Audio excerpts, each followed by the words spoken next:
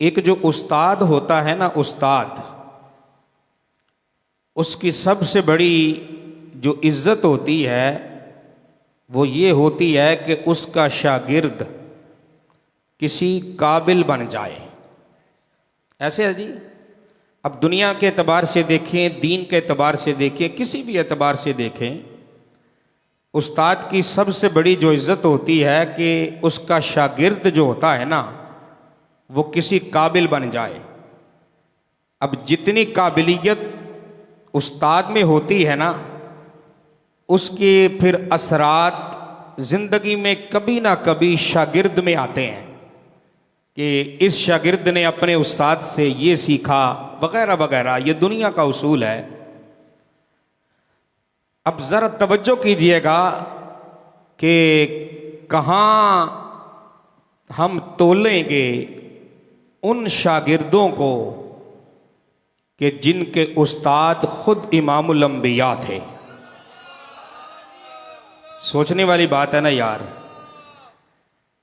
अगर मैं अपने उस्ताद के सामने बैठ के कुरान और हदीस पढ़ूं और अल्लाह के फजल से किसी मर्तबे पे पहुंच जाऊं तो मेरा उस्ताद बरमला कहेगा यार इसने मुझसे पढ़ा है।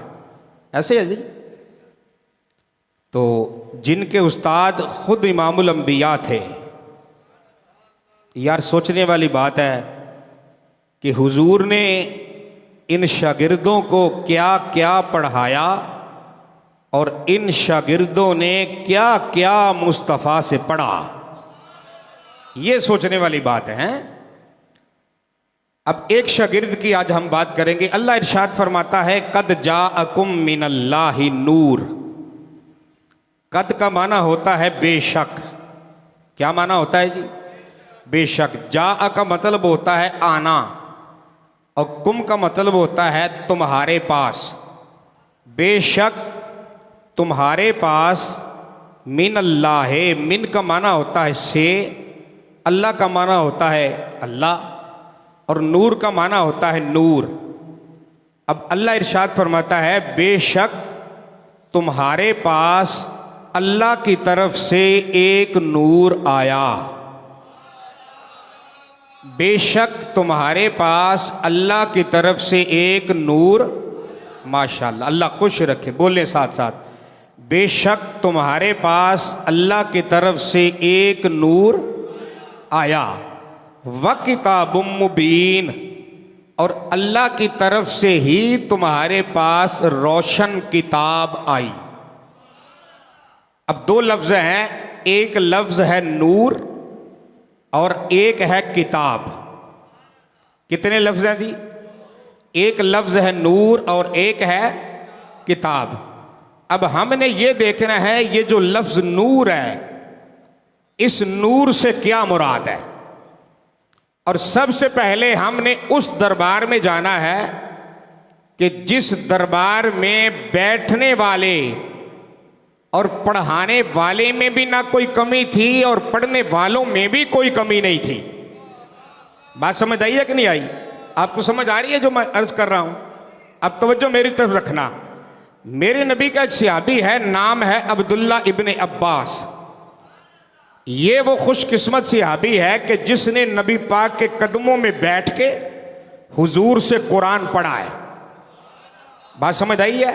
ये वो खुशकिस्मत सहाबी है कि जिसने कुरान के मतलब, कुरान के माना, कुरान के मफहूम, कुरान का तर्जुमा नबी पाक से पढ़ा है। किन से पढ़ा है जी? नबी पाक से पढ़ा है। देख लीजिए।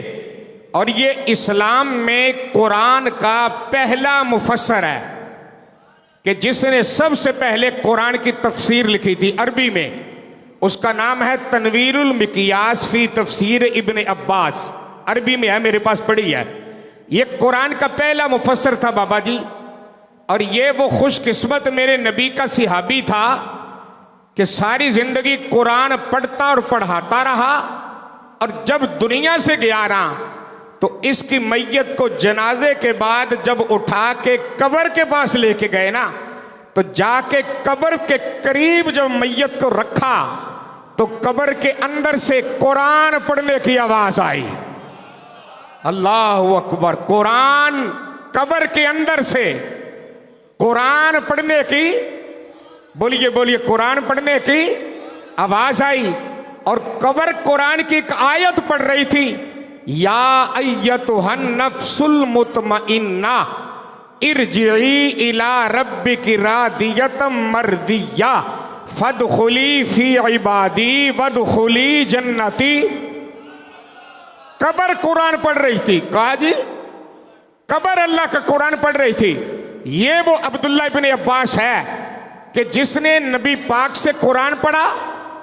जब आपसे पूछा गया कि ए अब्दुल्ला, तूने नबी पाक के सामने बैठ के अल्लाह का कुरान पढ़ा है, तो कुरान की इस आयत में नूर से क्या मुराद है? तो हजरत अब्दुल्ला इब्न अब्बास कसम उठा के आप फरमाया करते थे कि लोगों, अल्लाह की कसम है, इस आयत में नूर से मुराद मोहम्मद की जात है। बात समझ आई है? ये कहां की दलील है? नबी पाक के सिहाबी की जुबान से, हुजूर की सिहाबी की जुबान से